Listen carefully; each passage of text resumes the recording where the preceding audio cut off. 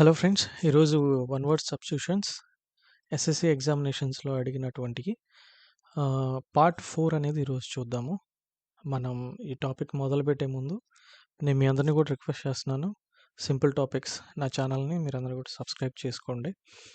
అలాగే మీ ఫ్రెండ్స్ తోటి కానివ్వండి, ఇంకా ఎవరైనా కాంపిటేటివ్ ఎగ్జామ్స్కి ప్రిపేర్ అవుతూ ఉంటుంటే వాళ్ళతోటి నా వీడియోస్ షేర్ చేయమని చెప్పేసి మిమ్మల్ని అందరినీ కూడా రిక్వెస్ట్ చేస్తూ ఉన్నాను. ఓకే, సో ఈరోజు క్వశ్చన్ నెంబర్ 31 నుంచి 40 మొత్తం 10 క్వశ్చన్స్ చూడబోతా ఉన్నాము. మన ఫస్ట్ క్వశ్చన్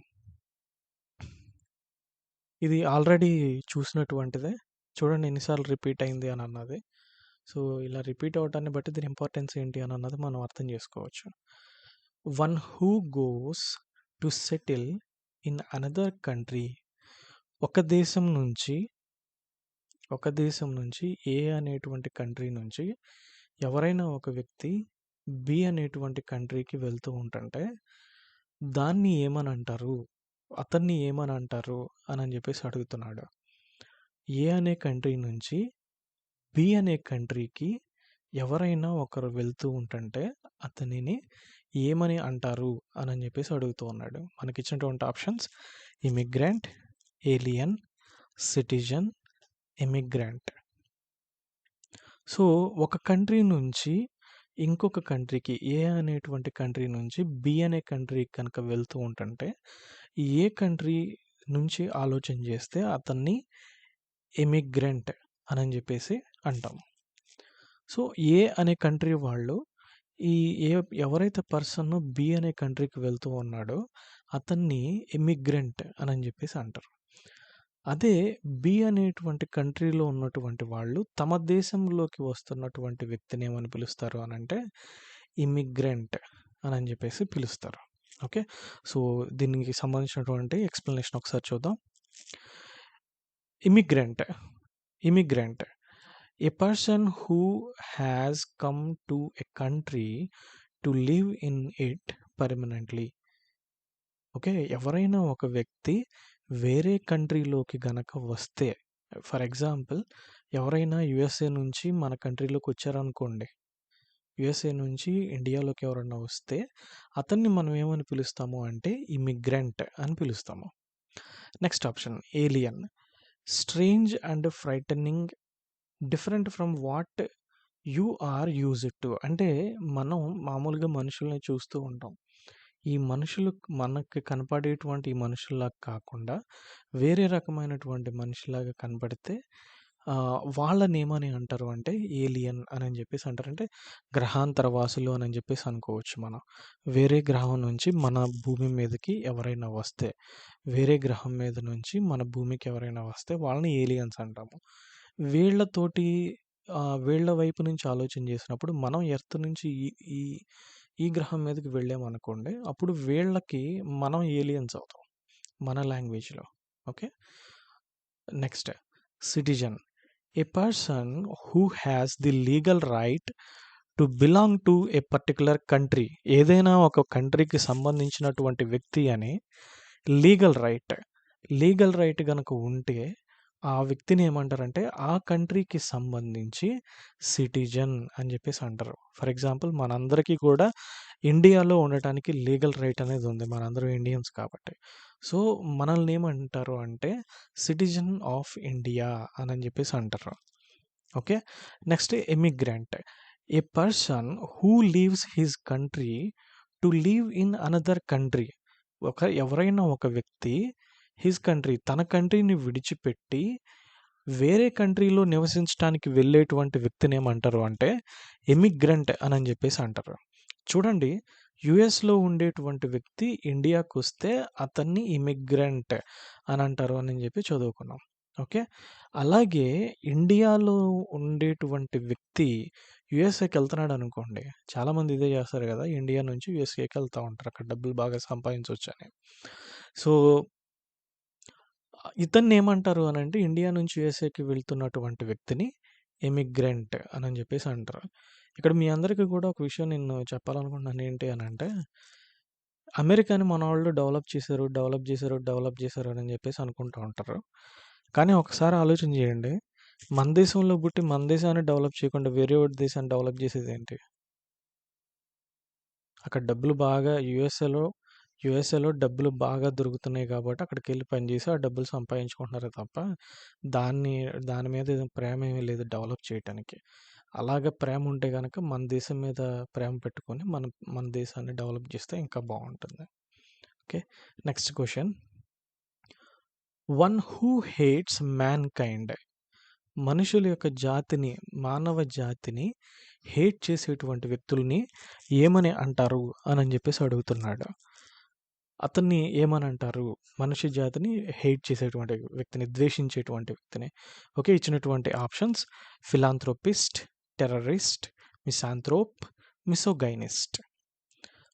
ఓకే. సో, ఈ రెండిటిని ఒకసారి చూస్తే ఆప్షన్ నంబర్ 1, ఆప్షన్ నంబర్ 3 ఒకసారి చూస్తే ఈ వర్డ్ ఈ ఈ ఈ పార్ట్ అనేది ఈ వర్డ్‌లో ఈ పార్ట్ అనేది కొంచెం సిమిలర్‌గా అనిపిస్తూ ఉంది.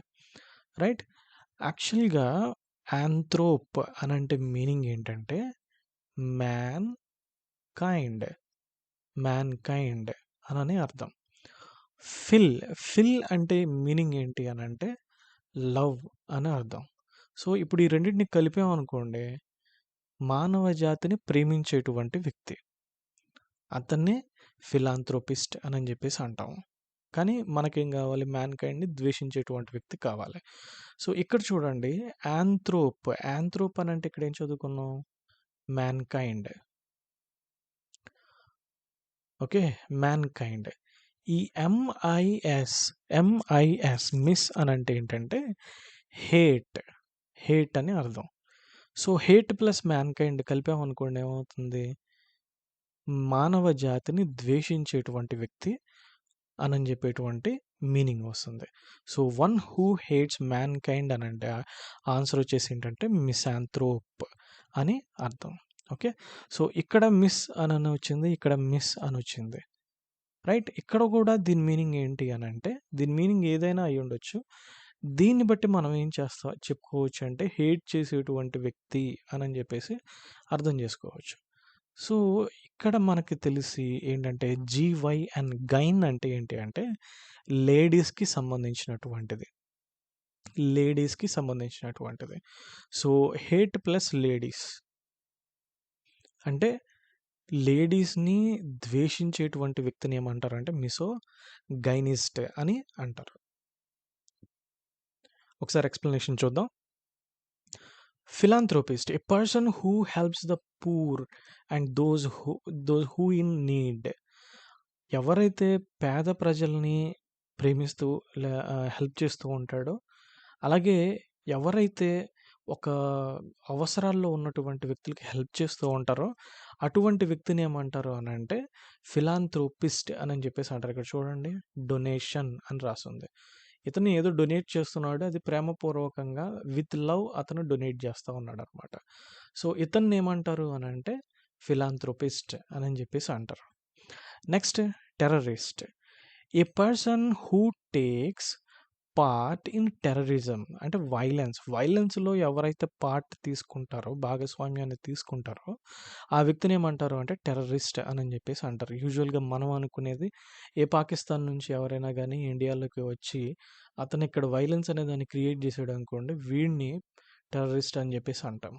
రైట్? అలాగే ఇండియాలోనే ఇటువంటి భయంకరమైన దాడులు చేసేవాళ్ళు ఎవరైనా ఉంటే గనక వాళ్ళని కూడా టెర్రరిస్ట్‌లనే అనాల.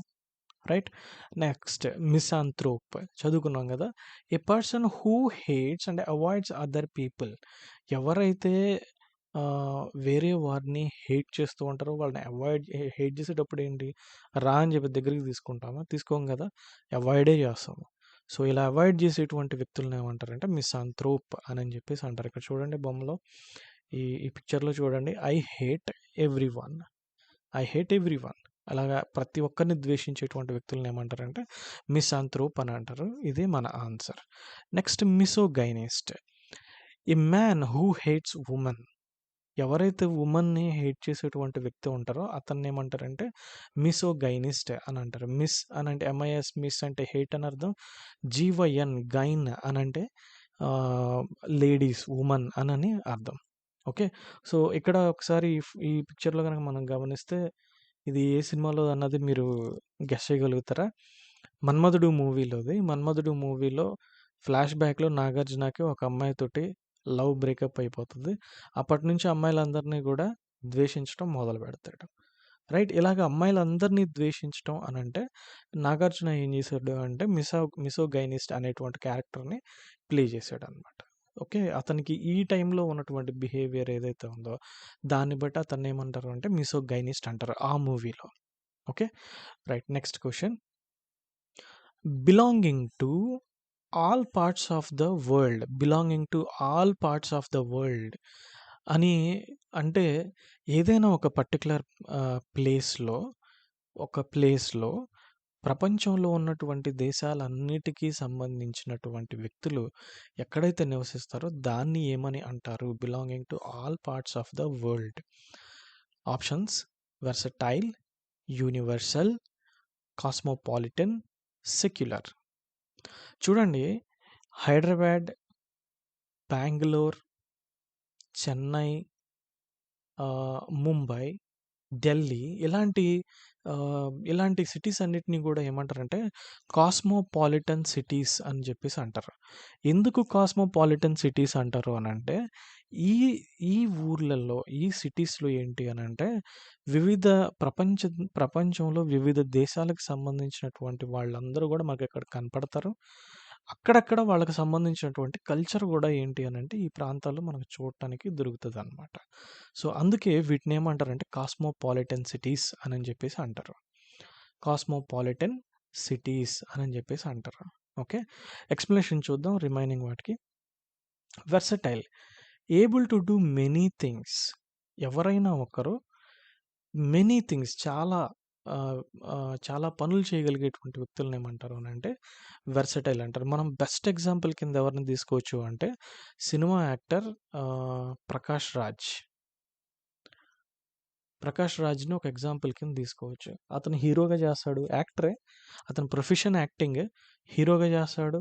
విలన్‌గా చేస్తాడు. క్యారెక్టర్ ఆర్టిస్ట్ చేస్తాడు. ఈ విధంగా అతనేంటంటే డిఫరెంట్ రోల్స్ అనేది ప్లే చేస్తా ఉంటాడు. సో, అతన్ని మనం ఏమంటామంటే వెర్సటైల్ యాక్టర్ అని చెప్పేసి అంటారు. Versatile. Able to do many things. Able to do many things. Okay. Next universal.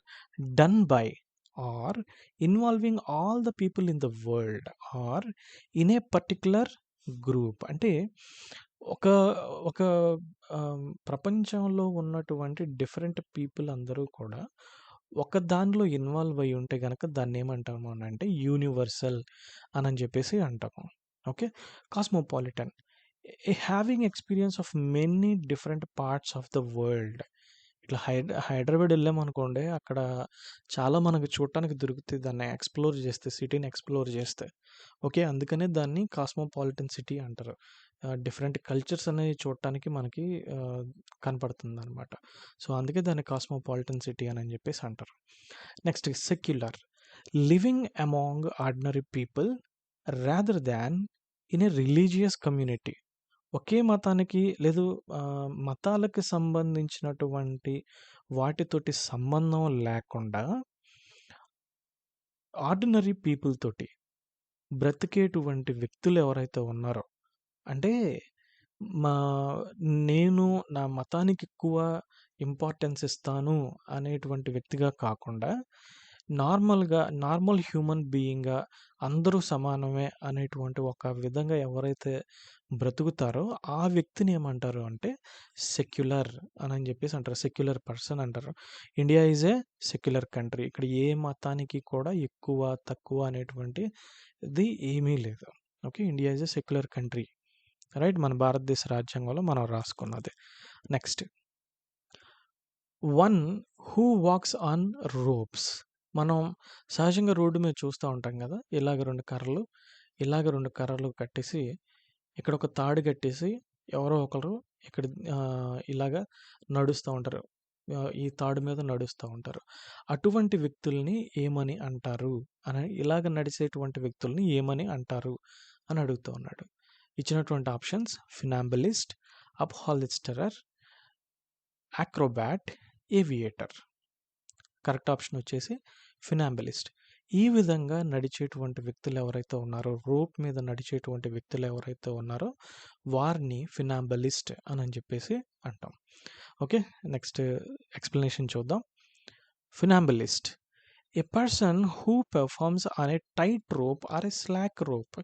ఏదైనా ఒక రోప్ మీద ఇలాగ పెర్ఫామ్ చేసేటువంటి వ్యక్తులను ఏమంటారు అని అంటే ఫినాంబలిస్ట్ అని చెప్పేసి అంటాం. Okay, upholsterer, a person whose job is to upholster furniture. ఫర్నిచర్ని అప్ హాల్స్టర్ చేసేటువంటి ప్రొఫెషన్లో ఉన్నటువంటి వ్యక్తులను ఏమంటారు అంటే అప్ హాల్స్టరర్ అని అంటారు. అంటే ఈ ఫర్నిచర్, ఇదంతా ఫర్నిచర్ కదా, ఇదంతా ఫర్నిచర్, దీనిపైన ఈ సాఫ్ట్ కాటన్ కానీ ఇలాంటివి పెట్టేసి ఎవరైతే కవర్ చేసేటువంటి వృత్తి ఉంటుందో వాళ్ళని అప్ హాల్స్టరర్ అని చెప్పేసి అంటారు. Okay, next acrobat. Acrobat, an entertainer who performs difficult acts such as balancing on a high rope. ఒక హై రోప్ మీద బ్యాలెన్సింగ్ లాంటి యాక్టివిటీస్ చేసేటువంటి వ్యక్తుల్ని, ఆ ఎంటర్టైనర్స్ని డిఫికల్ట్ యాక్ట్స్, ఇది ప్లూరల్ గుర్తుపెట్టుకోండి, ప్లూరల్, ఇటువంటి డిఫికల్ట్ యాక్ట్స్ని చేయగలిగేటువంటి వాళ్ళని ఏమంటారంటే యాక్రోబాట్ అని చెప్పి అంటారు. మనకి క్వశ్చన్లో ఇచ్చింది ఏంటి, a person who walks on ropes, ఒక్కటే టాస్క్ ఇచ్చాడు, ఏంటి రోప్ మీద నడవాలి, ఆ వ్యక్తుల్ని ఏమని అడుగుతున్నారు అని అన్నాడే కానీ ఇలాగా హైట్ మీద ఒక రోప్ తోటి డిఫికల్ట్ టాస్క్ చేసేటువంటి వ్యక్తుల్ని ఏమంటారు అని నన్ను అడగట్లేదు ఇక్కడ. One who walks on ropes, నడిచేటువంటి వ్యక్తులను ఏమంటారు అని మాత్రమే అడిగాడు. ఓకే, సో అటువంటి వ్యక్తులను ఏమంటారు అని అంటే యాక్రోబాట్ అని చెప్పేసి అంటాం. Okay, next aviator, A person who flies and air craft. విమానాలను నడిపేటువంటి వ్యక్తులను ఏమంటారు అని అంటే ఏవియేటర్ అంటారు. వీటిని గుర్తుపెట్టారా, రీసెంట్గా న్యూస్లో ఉన్నటువంటి వ్యక్తి జోయా అగర్వాల్. జోయా అగర్వాల్ యుఎస్ నుంచి శాన్ ఫ్రాన్సిస్కో అనుకుంటా, అక్కడ నుంచి స్టార్ట్ అయ్యి నార్త్ పోల్ మీదుగా, మన భూమి మీద నార్త్ పోల్ మీదుగా లాంగెస్ట్ డిస్టెన్స్ బోయింగ్ 777 విమానాన్ని నడుపుకుంటూ, వెరీ డిఫికల్ట్ టాస్క్ అంట. సో అది నడుపుకుంటూ ఇండియాలో ఉన్నటువంటి బెంగళూరుకి ఈవిడ ట్రావెల్ చేశారు, ఈవిడతో పాటు ఒక గ్రూప్. సో ఈవిడిని ఏమంటారు, ఇటువంటి డిఫికల్ట్ టాస్క్ చేసి న్యూస్లో ఉన్నారు, సో గుర్తుపెట్టుకోవాలి జోయా అగర్వాల్. సో ఈవిడిని ఏమంటారు అని అంటే ఏవియేటర్ అని చెప్పేసి అంటారు. Okay, next the study of the origin and history of words. ఒక వర్డ్ అనేది ఉందనుకోండి, ఆ వర్డ్కి సంబంధించినటువంటి ఆరిజిన్ ఏంటి, వాటికి ఉన్నటువంటి హిస్టరీ ఏంటి అననే దాని గురించి చేసేటువంటి స్టడీని ఏమని అంటారు అని అడుగుతూ ఉన్నాడు. ఇచ్చినటువంటి options linguistics, etymology, verbose, anthology. వీటన్నిటిని కూడా చూడండి, కొంచెం ఇంట్రెస్టింగ్గా ఉంటాయి. ఎక్స్ప్లెనేషన్ చూద్దాం. Linguistics, the scientific study of a language. English language అనే కాదు, ఎనీ లాంగ్వేజ్ మీద సైంటిఫిక్ స్టడీ చేయటాన్ని ఏమంటారు అని అంటే లింగ్విస్టిక్స్ అని చెప్పేసి అంటారు. Right, next etymology, the study of the origin and history of words and their meanings. Study of the origin and history of words, ఇదే కదా మనకు కావాల్సిందే. సో దీన్ని ఏమంటారు అంటే ఎటిమాలజీ అని చెప్పేసి అంటారు, which is our answer. So ఇక్కడ మనం ఎగ్జాంపుల్ చూస్తే కనుక హ్యూమన్ అనేటువంటి ఒక మాట ఉంది, మనం అందరం హ్యూమన్ బీయింగ్సే కాబట్టి ఈ మాటను ఒకసారి కనుక చూస్తే దీని ఆరిజిన్ వచ్చేసి లాటిన్ భాషలో ఉన్నటువంటి హోమో అనేటువంటి పదం నుంచి హ్యూమన్ బీయింగ్ అనేటువంటి వర్డ్ డెరైవ్ అయిందనమాట. సో ఇట్లాగా దీని ఆరిజిన్ని స్టడీ చేయటం అనేటువంటిది ఏదైతే ఉందో, ఎనీ లాంగ్వేజ్లో ఆరిజిన్ని, ఆ వర్డ్కి ఉన్నటువంటి హిస్టరీని స్టడీ చేయటం ఏదైతే ఉందో దాన్ని ఏమంటారంటే ఎటమాలజీ అని అంటారు. హిస్టరీ ఎందుకు వస్తుంది అనేటువంటి ఒక మాట రావచ్చు. ఫర్ ఎగ్జాంపుల్ ఒక ఇడియం తీసుకుందాం, అబౌవ్, బోర్డ్ అబోవ్ బోర్డ్ అనేటువంటి ఒక ఎగ్జాంపుల్‌ని తీసుకుంటే గనక, ఇది మనకి ఈ ఈ వర్డ్స్ రావటానికి దీని వెనకాల ఒక చిన్న హిస్టరీ ఉంది. ఆ హిస్టరీ ఏంటి అనంటే,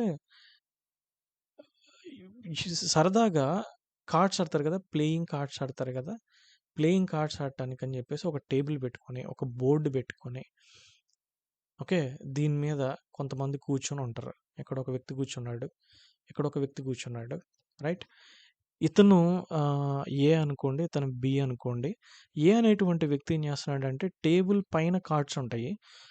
మనం ఆడేటప్పుడు కూడా ఏం చేస్తామనంటే టేబుల్ పైన కొంచెం మన చేతులు కనపడేలాగా పెట్టుకొని ఆడుతా ఉంటాము.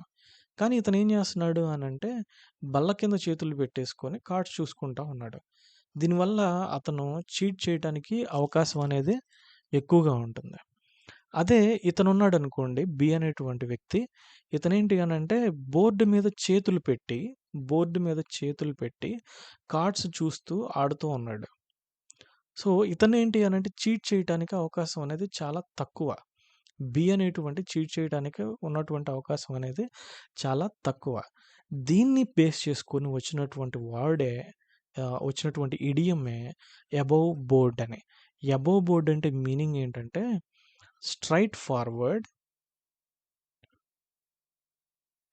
Forward and honest. ఇతను చాలా స్ట్రెయిట్ ఫార్వర్డ్‌గా, చాలా హానెస్ట్‌గా ఆడుతా ఉన్నాడు గదా! చీట్ చేయకుండా, బల్ల కింద చేతులు పెట్టకుండా, చీట్ చేయకుండా, బల్ల పైన చేతులు పెట్టి తను చక్కగా కార్డ్స్ ఆడుతూ ఉన్నాడు కాబట్టి, అతనేంటంటే straight forward and honest.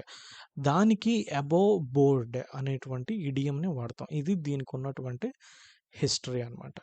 So, ఇదంతా చదవటాన్ని ఏమంటారంటే ఎటిమాలజీ అనని జెప్పేసి అంటాము. Okay. Next verbose using or containing more words than are needed.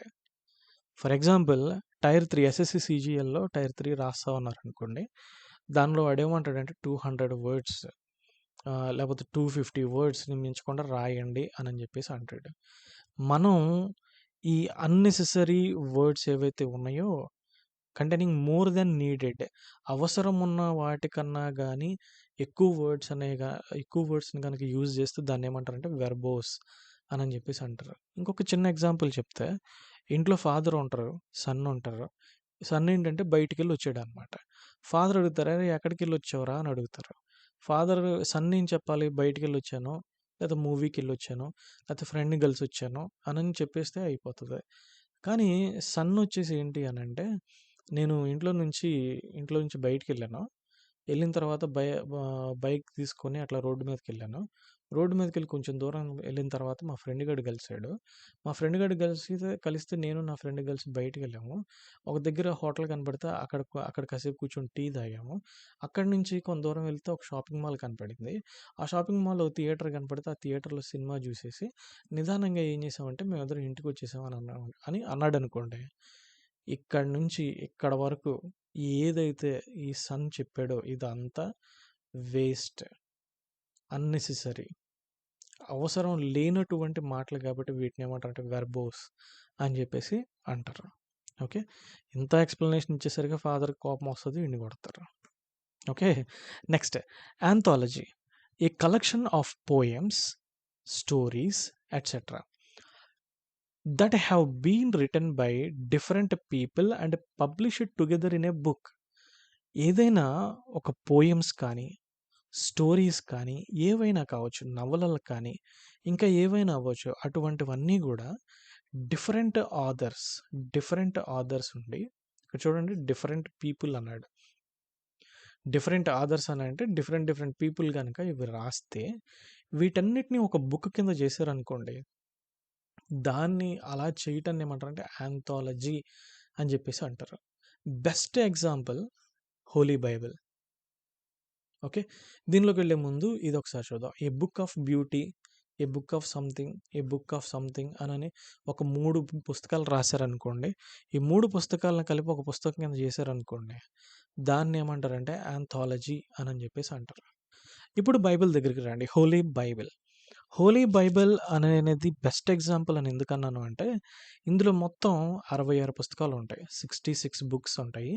42 ఆహ్, ఆథర్స్ ఉంటారు. ఈ 66 బుక్స్ ఒక్కళ్ళు రాసింది కాదు. మొత్తం 42 ఆథర్స్ అనేవాళ్ళు ఆథర్స్ ఈ బుక్‌ని రాశారనమాట. బైబిల్‌లో ఉన్నటువంటి బుక్స్ అన్నీ కూడా రాశారు. సో, ఇవన్నీ కలిపి ఈ బుక్స్ అన్నీ కూడా కలిపి ఒక బుక్‌గా బైబిల్ అనంటే మీనింగ్ ఏంటి అనంటే collection of books. Collection of books లేదా బుక్. ఓకే. సో, ఈ రెండిట్లో ఏదైనా గాని బైబిల్ అనొచ్చు. సో, కలెక్షన్ ఆఫ్ బుక్స్ కాబట్టి దీనికి మనం ఏమని చెప్పొచ్చంటే ఈ హోలీ బైబిల్‌ని యాంథాలజీ ఇలా చేయటాన్ని ఏమంటారంటే యాంథాలజీ అనని చెప్పేసి అంటారు. యూజువల్‌గా మనకి ఆహ్, ఒక డిఫరెన్స్ చెప్పేటప్పుడు ఒక ఇష్యూ కింద ఏం మాట్లాడతారు అనంటే బైబిల్ అనేటువంటి వర్డ్ బైబిల్‌లో లేదు అనని చెప్పేసి చాలామంది అంటూ ఉంటారు. అసలు ఉండాల్సినటువంటి అవసరం ఏముంది? సరే ఉందేమో ఒకసారి చూద్దాము. యాక్చువల్‌గా బైబిల్‌లో ఎక్కడైనా గాని ఇంగ్లీష్‌లో మాట్లాడాలంటే బుక్ అనేటువంటి మాట కానీ, తెలుగులో మాట్లాడాలి అంటే గ్రంథము అనేటువంటి మాట గాని ఎక్కడైనా కనపడితే దాన్ని బైబిల్ అనేటువంటి మీనింగ్‌లోనే చెప్పబడిందనమాట. ఓకే. ఈ విధంగా ఆహ్, ఉంటుంది. సో, ఈ గ్రంథము అనని ఏ బుక్‌కి ఆ బుక్‌ని గనక తీసుకుంటే, ఆ బుక్స్ అన్నిటిని కలిపినటువంటి దాన్నేమంటారంటే యాంథాలజీ. అలా కలపటాన్ని ఏమంటారు? యాంథాలజీ. ఈ బుక్స్ అన్నీ కలిపి ఒక దానిలో చేశారు కాబట్టి together in a book. Publish it together in a book. Okay. Anthology. Next. A person who breaks into a house in order to steal. A person who breaks into a house in order to steal. ఇది మనకు very very important. In order to steal అతని purpose ఏంటి?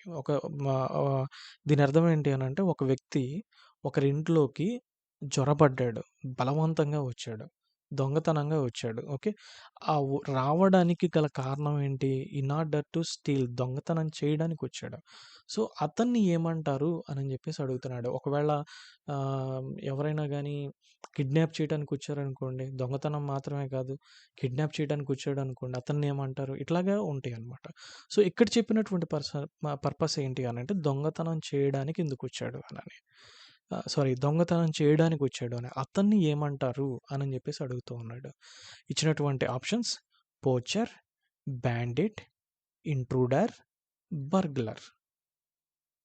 మన option వచ్చేసి ఏంటంటే correct option వచ్చేసి burglar. ఎవరైతే దొంగతనం చేయటానికి ఒక హౌస్‌లోకి జొరబడతాడో, బలవంతంగా చొరబడతాడో అతన్నేమంటారంటే బర్గ్లర్ అని జెప్పేసి అంటారు. ఓకే. ఎక్స్‌ప్లనేషన్ చూద్దాం. Posture. A person who illegally hunts birds, animals or fish on somebody else's property.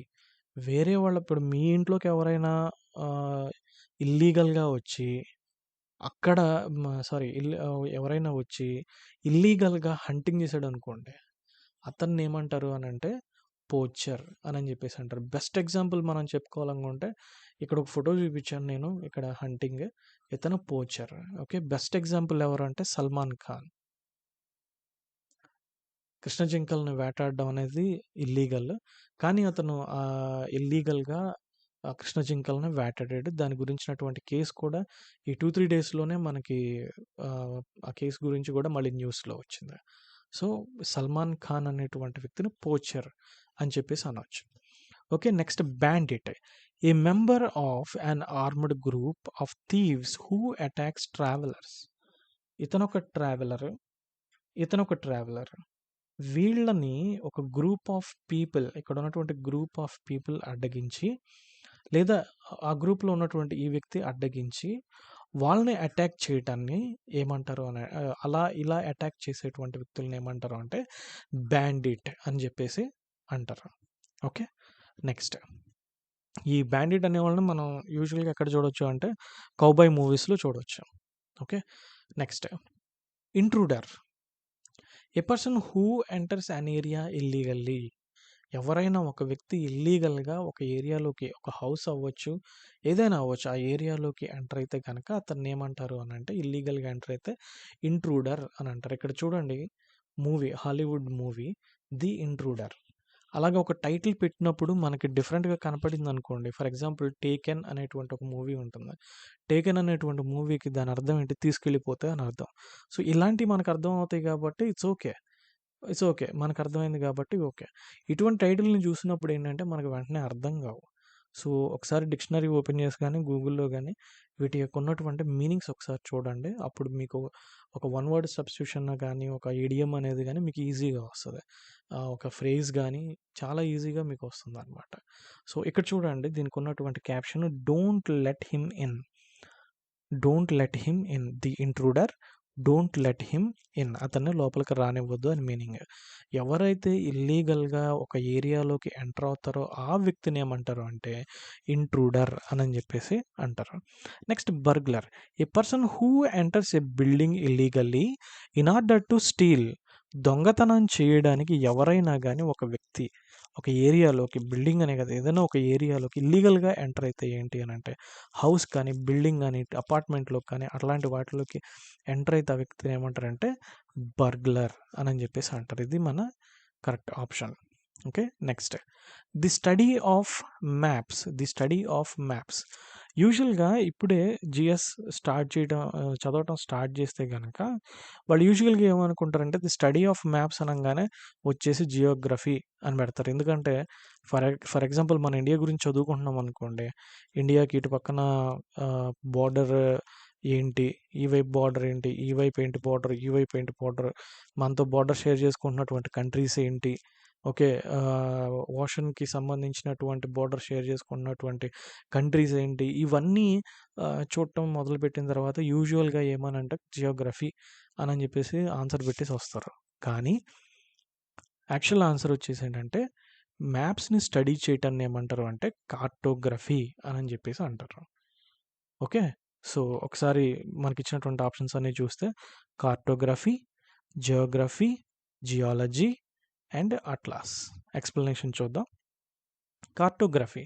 The art or process of drawing or making maps. Okay. Next geography. The scientific study of the earth's surface, physical features, divisions, products, population and etcetera. Okay. ఇది study చేసేటువంటి వాళ్ళని మాత్రం ఈ స్టడీని ఏమంటారు అంటే Geography అనని చెప్పేసి అంటారు. Geology. The scientific study of the earth. భూమి గురించినటువంటి సైంటిఫిక్ స్టడీ ఏదైతే ఉందో లోపలేముంది, బయటేముంది, దేనికి వాడతారు, ఎలా వాడతారు. ఫర్ ఎగ్జాంపుల్ భూమి కేంద్రం దగ్గర సెంటర్ ఆఫ్ ది ఎర్త్ దగ్గర లోపల సెంటర్ ఆఫ్ ది ఎర్త్ దగ్గర ఉష్ణోగ్రత టెంపరేచర్ అనేది ఎంత ఉంటుంది. ఇలాగే ఏదైనా సైంటిఫిక్ స్టడీ చేస్తూ ఉంటే దాన్ని ఏమంటారంటే జియాలజీ అని అంటారు. Atlas. A book of maps. A book of maps. So, అట్లాస్‌ని చూసే ఉంటాం గదా! ఈ బుక్ అందులో అన్నీ గూడా మ్యాప్స్ అనేవి ఉంటాయన్నమాట. సో, మనకి వచ్చేసి బెస్ట్ వర్డ్ ఏంటంటే cartography. Okay. Next tough tissues in joints. Options ligaments, endoderm, muscles, fibre. Okay. Correct option వచ్చేసి లిగమెంట్స్. టిష్యూస్‌కి టఫ్ టిష్యూస్ ఇన్ జాయింట్స్. జాయింట్స్‌కి మధ్యలో ఉండేటువంటి టఫ్ టిష్యూస్‌ని ఏమంటారు అంటే లిగమెంట్స్ అని చెప్పేసి అంటాము. ఓకే. ఎక్స్‌ప్లనేషన్ చూద్దాం. Ligaments. A strong band of tissues in the body that connects bones and supports organs and keeps them in position. ఇలాగా ఏవైతే బోన్ అనేది ఉంటుందో ఇదేంటి మోకాలు చిప్ప అని చెప్పేసి అంటారు తెలుగులో చెప్పాలి అని అంటే. దీనిని ఇట్లా బోన్ తోటి కనెక్ట్ చేసి ఉండే దాన్ని ఏమంటారు అని అంటే లిగమెంట్ అని అంటారు. దీన్ని ఏమంటారు లిగమెంట్ అని చెప్పేసి అంటాము.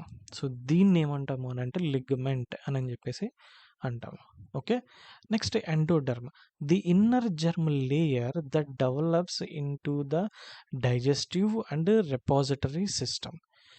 డైజెస్టివ్ సిస్టంలో ఒక లేయర్ లాగా వచ్చేటువంటి దాన్ని ఏమంటారు అంటే ఎండోడెర్మ్ అని చెప్పేసి అంటాం. డెర్మ్ అంటే ఏంటంటే డెర్మటాలజీ అలాగా మాట్లాడుకోవాలంటే డెర్మ్ అంటే స్కిన్ అని అర్థం.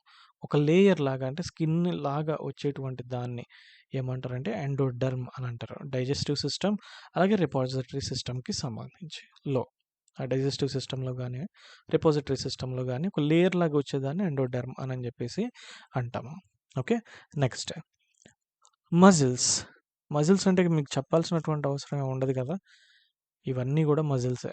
కండలు. ఓకే. సో, దీని గురించి ఎక్కువ ఎక్స్‌ప్లనేషన్ అవసరం లేదు అని నేను అనుకుంటూ ఉన్నాను. అందుకే ఒకసారి చదువుతాను. A piece of body tissue that you contract and relax in order to move a particular part of the body. Okay. Next fibre. The part of food that helps to keep a person healthy by keeping bowels working and moving other food quickly through the body. Fibre ఎక్కువగా ఉండేటువంటి తినేటప్పుడు ఏంటి అని అంటే మోషన్‌కి సంబంధించినటువంటి issues అనేవి చాలా తక్కువగా వస్తూ ఉంటాయి. ఓకే. ఆ ఇష్యూ అనేది ఉండదనమాట. సో, ఫైబర్ ఏదైతే ఎక్కువగా ఉండేటువంటి పదార్థాలు అనేవి ఉంటాయి కదా! ఆ ఫుడ్ పార్ట్‌ని అతను ఇక్కడ ఏమని అడుగుతున్నాడంటే ఫైబర్ అని చెప్పేసి అడుగుతూ ఉన్నాడు. Okay. Next the first model of a new device. ఏదైనా ఒక మోడల్ ఒక కొత్తగా ఒక డివైస్‌ని గనక క్రియేట్ చేస్తే, దానిలో వచ్చినటువంటి ఫస్ట్ మోడల్‌ని ఏమని అంటారు అని అడుగుతున్నాడు. ఫర్ ఎగ్జాంపుల్ మనం గనక మన స్మార్ట్ ఫోన్‌ని తీసుకున్నాము అనుకోండి. పైనుంచి కింద వరకు మొత్తం ఒకటే స్క్రీన్ ఉంటుంది కదా! అదే పాతకాలం ఫోన్‌లు గనక ఒకసారి తీసుకున్నామనుకోండి. ఇంతవరకు స్క్రీన్ ఉంటుంది. ఇవన్నీ గూడా బటన్స్ ఉంటాయి. ఓకే. ఇలాగ ఉన్నటువంటి దాన్ని ఫస్ట్‌లో డిజైన్ చేసినటువంటి ఆ న్యూ డివైస్‌ని ఏమంటారు? ఇది న్యూ డివైస్. ఇవన్నీ గూడా ఏంటి అంటే అప్‌గ్రేడ్ అవుతూ వచ్చినియనమాట ఫోన్‌లనేవి. సో, దీన్నేమంటారు అనని జెప్పేసి అడుగుతూ ఉన్నాడు. ఇచ్చినటువంటి options prototype, sculpture, icon, photograph. ఇవి ఇచ్చినటువంటి ఆప్షన్స్. మనకి బెస్ట్ ఆప్షన్ ఏంటి అనంటే ప్రోటోటైప్. ఏదైనా గానీ ఒక న్యూ డివైస్‌ని క్రియేట్ చేసి, దానిలో గనక మళ్ళీ చేంజెస్ వస్తే, డిజైన్ చేసినటువంటి ఆ న్యూ డివైస్ ఏదైతే ఉందో, క్రియేట్ చేసిన న్యూ డివైస్ ఏదైతే ఉందో దాన్నేమంటారు అనంటే ప్రోటోటైప్ అని జెప్పేసి అంటారు. ఓకే. ఎక్స్‌ప్లనేషన్ చూద్దాం. Prototype, the first design of something from which other forms are copied or developed. ఫస్ట్‌లో కార్ అనేది ఇలా ఉండేది. తర్వాత కారు ఓపెన్‌గా ఉండే కార్ అలా క్లోజ్డ్ కార్ అయింది. ఇప్పుడు చూడండి సూపర్ కార్‌లు వస్తా ఉన్నాయి. ఓకే. వీటిని చూస్తేనే వావ్! అనిపిస్తా ఉంటుంది. అటు ఇ ఇలాగా అప్‌గ్రేడ్ అవుతూ ఉన్నాయి కదా! దీనికి సంబంధించి ఇది అప్‌గ్రేడ్ లేకపోతే కాపీ చేసి ఇంకోటి క్రియేట్ చేశారు. దీన్నే కాపీ చేసి ఇంకోటి క్రియేట్ చేశారు. సో, దీన్నేమంటారంటే కొత్తగా డిజైన్ చేసినటువంటి ఫస్ట్‌లో డిజైన్ చేశారు కదా! ఇది. సో, దీన్నేమంటారు అనంటే ప్రోటోటైప్. కారుల్లో ఇది ప్రోటోటైప్ అని చెప్పేసి మనం ఒక ఎగ్జాంపుల్ కింద చెప్పుకోవచ్చు. Next sculpture. A work of art that is a solid figure or object made by carving, shaping wood, stone, clay, metal, etc. చెక్కను గాని, రాయిని గాని, మట్టిని గాని, ఏదైనా ఒక మెటల్‌ని కానీ ఓకే. ఇటువంటి వాటితోటి సాలిడ్ ఫిగర్స్ అనేటువంటి వాటిని లేదా ఏదైనా ఒక ఆబ్జెక్ట్‌ని గాని చెయ్యటాన్ని ఏమంటారు అని అంటారు అండి. చెయ్యటాన్ని స్కల్ప్చర్ అనని జెప్పేసి అంటారు. ఓకే. సో, ఇక్కడ చూడొచ్చు ఈవిడ ఇక్కడ మట్టితోటి ఆహ్, ఒక ఒక సాలిడ్ ఫిగర్‌ని, ఒక ఆబ్జెక్ట్‌ని క్రియేట్ జేస్తూ ఉన్నారు. సో, ఈవిడని ఏమంటారు అంటే ది వర్క్ ఆఫ్ ఆర్ట్. ఆ ఆర్ట్‌ని ఏమంటారు అనంటే స్కల్ప్చర్ అనని జెప్పేసి అంటారు. ఓకే. Next icon. కంప్యూటర్‌లో మనకు కనపడేటువంటి ఇటువంటి ఫోల్డర్ కైండ్ ఆఫ్ ఇమేజెస్‌ని ఐకాన్ అని జెప్పేసి అంటాము. లేదు అనంటే ప్రతి మనిషి జీవితంలో గూడా ఒక ఒక వ్యక్తిని మనం ఒక ఎగ్జాంపుల్ కింద చూసుకుంటాం. వాళ్ళని చూసి అడ్మైర్ అవుతూ ఉంటాం. అటువంటి వ్యక్తులని కూడా మనకి ఐకాన్ అని చెప్పేసి అనవచ్చు. యూజువల్‌గా ఇండియాలో ఎక్కువ మంది యూత్ స్వామి వివేకానందాన్ని ఒక ఐకాన్ కింద తీసుకుంటూ ఉంటారు. A famous person or thing that people admire and see as a symbol of particular idea or a way of life. ఇలాగే ఎవరినైతే మనం తీసుకుంటామో అతన్ని ఏమి అంటారు అని అంటే ఐకాన్ అని చెప్పేసి అంటారు. మీకు ఎవరైనా ఒక వ్యక్తి ఉన్నాడు అనుకోండి, అతన్ని ఇన్స్పైర్ అయ్యి మీరు మంచి అతన్ని చూసి అడ్మైర్ అవుతూ ఉన్నారనుకోండి, బా ఇతను అసలు మనిషి అంటే ఇతనిలా బ్రతకాలి అని మీరు అనుకుంటూ ఉంటుంటే ఆ వ్యక్తిని ఏమంటారంటే ఐకాన్ అని అంటారు. యూజువల్గా ఇండియాలో ఎక్కువ మందికి యూత్ ఐకాన్గా ఉండేటువంటి ఆయన ఎవరు అని అంటే Swami Vivekananda. Next photograph. Photograph అంటే తెలిసిందే కదా, a picture that is made by using a camera that has a film sensitive to light inside it. Film పెట్టి ఒక కెమెరా తీసుకొని, ఇప్పుడు మెమరీ కార్డులు పెడతా ఉన్నాము, ఇంతకుముందు ఏంటంటే ఫిలిం పెట్టేవాళ్ళు అనమాట. ఆ ఫిలిం పెట్టి దాన్ని కాపీ తీసుకొని చూసేటువంటి దాన్ని ఏంటారంటే వచ్చినటువంటి ఇక్కడ క్యాప్చర్ చేసినటువంటి ఇమేజ్ని చూసేవాళ్ళం కదా ఇంతకుముందు, దీన్ని ఫోటోగ్రాఫ్ అని చెప్పేసి అంటాం. Okay, sorry, yeah, A picture that is made by using a camera that has a film sensitive to light inside. So దీన్ని ఏమంటారు అని అంటే ఫోటోగ్రాఫ్ అని చెప్పేసి అంటారు. Next, A building wear an audience sits. ఎక్కడైతే ఆడియన్సెస్ కూర్చుని ఉంటారో దానిని ఏమంటారు అని అడుగుతూ ఉన్నాడు. ఇచ్చినటువంటి options aquarium, gymnasium, auditorium, stadium. మనందరికీ కూడా తెలుసు క్రికెట్ ఎక్కువగా మనం స్టేడియంలోనే చూస్తూ ఉంటాం కాబట్టి ఇక్కడ కూడా జనాలు అందరూ కూడా కూర్చొని ఉంటారు. జిమ్నాజియం ఇందులో కూడా ఏంటి అని అంటే ప్రజలందరూ కూడా కూర్చొని ఉంటారు. ఆడిటోరియంలో కూడా జనాలందరూ కూర్చొనే ఉంటారు. సో జనాలందరూ కూర్చొని అక్కడ జరిగేటువంటి వాటిని చూస్తూ ఉంటారు, లేకపోతే చేస్తూ ఉంటారు. దీన్ని వీటిల్లో బెస్ట్ ఆప్షన్ ఏంటి? ఇక్కడ మనం ఒకసారి సెంటెన్స్ కనుక క్లియర్గా గమనిస్తే, ఏ బిల్డింగ్, ఒక బిల్డింగ్, ఏ బిల్డింగ్, ఒక బిల్డింగ్ వేర్ ఆడియన్స్ సిట్స్, చూసేటువంటి వాళ్ళు, ప్రదర్శనను చూసేటువంటి వాళ్ళు కూర్చునేటువంటి బిల్డింగ్ని ఏమంటారు అని చెప్పేసి అడుగుతా ఉన్నాడు. ఓకే, స్టేడియం అని అంటే ఏంటంటే అది ఒక ఓపెన్ ఏరియా కింద ఉంటుంది. ఓకే, కానీ ఆడిటోరియం అనేది ఏంటి అంటే అది ఒక ఓపెన్ ఏరియా కాదు. ఓకే, ఇది క్లోజ్డ్ ఏరియా. ఆడిటోరియం క్లోజ్డ్ ఏరియానే, జిమ్నాజియం అనేది కూడా క్లోజ్డ్ ఏరియానే. అయితే ఇక్కడ ఏంటంటే జిమ్నాజియం అనేటువంటి దానిలో అదొక చిన్న ప్లేస్, ఒక చిన్న క్లోజ్డ్ ఏరియా. అక్కడ ఇండోర్ గేమ్స్ లాంటివి ఆడేదాన్ని ఏమంటారంటే జిమ్నాజియం అంటారు. లేదు జిమ్ చేయటానికి జిమ్ చేసేటువంటి దాన్ని కూడా జిమ్నాజియం అనే అంటారు. కానీ ఆడిటోరియం అనేది ఏంటి అని అంటే ఒక బిల్డింగ్ అనమాట. ఓకే, అక్కడ కూర్చొని చాలామంది అక్కడ చేసేటువంటి ప్రదర్శన ఏదైనా పెడితే దాన్ని చూస్తూ ఉంటారు. ఒకసారి ఎక్స్ప్లెనేషన్ చూద్దాం. Aquarium, a large glass container in which fish and other water creatures and plants are kept. ఎక్కడైతే ఒక పెద్ద గాజు కంటైనర్, దీనిలో వాటర్ పెట్టేసేసి ఫిష్, చేపల్ని కానివ్వండి, లేకపోతే ఇతర నీళ్ళల్లో బ్రతికేటువంటి జీవుల్ని ఏమైనా వేసి ఉంచేటువంటి దాన్ని ఏమంటారంటే అక్వేరియం అని చెప్పేసి అంటారు. Gymnasium, athletic facility equipped for sports or physical training. ఇక్కడ కూడా ఏంటంటే జనాలు ఉంటారు. ఇది ఒక క్లోజ్డ్ ఏరియా, అథ్లెటిక్ ఫెసిలిటీస్ చేసేది. మీరు ఒకసారి చూస్తే మీకు ఒకసారి గూగుల్ చేసి చూడండి, లేకపోతే యూట్యూబ్లో సెర్చ్ చేసి చూడండి అథ్లెటిక్ ఫెసిలిటీ అనేది ఎలా ఉంటుంది అని అన్నది. అప్పుడు మీకు క్లియర్గా అర్థమవుతుంది అనమాట. ఇక్కడేంటి ఒక బాస్కెట్బాల్ ఆడేటువంటి గ్రౌండ్, ఇదేంటి ఒక జిమ్. ఓకే, సో ఇప్పుడు నేను మీకు ఆడిటోరియం చూపిస్తాను, దాంతో కొంచెం క్లియర్గా అర్థమవుతుంది. C auditorium, the area of a theatre or concert hall where the audience sits. ఇక్కడ చూస్తే ఇక్కడ అంతా కూడా జనాలు కూర్చుంటారు, ఇక్కడ కూడా జనాలు కూర్చుంటారు, ఇక్కడ జనాలు, ఇక్కడ జనాలు, ఇక్కడ జనాలు, ఇక్కడ జనాలు, ఇక్కడ జనాలు, ఇక్కడ జనాలు కూర్చుంటారు.